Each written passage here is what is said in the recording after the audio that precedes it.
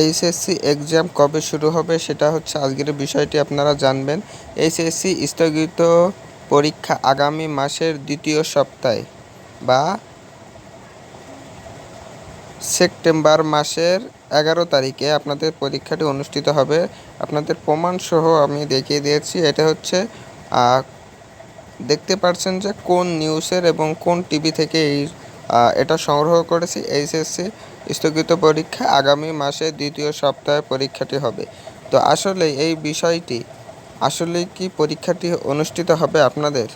তো এখন নির্ভর করছে দেশের পরিস্থিতি এবং দেশের সকল বিষয়বস্তুর ওপরে নির্ভর করছে এবং শিক্ষামন্ত্রীর উপরে এই নির্দেশনা যখন দিয়েছে তখনই আপনাদের মাঝে প্রকাশ করছি।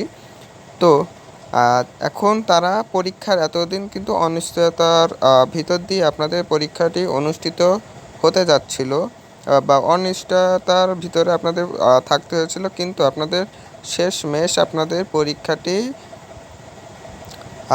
কবে হবে সেটা শিক্ষা বোর্ড জানালো।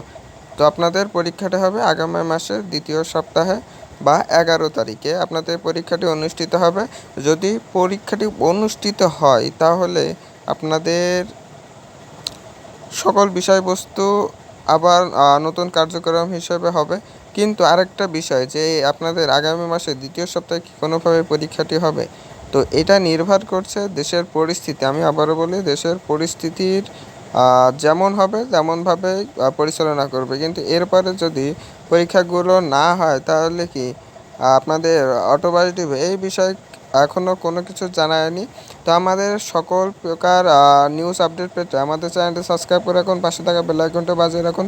ধন্যবাদ সবাইকে। আমি সালাম জানিয়ে আমার ভিডিওটি শেষ করছি। আসসালামু আলাইকুম। ধন্যবাদ সবাইকে।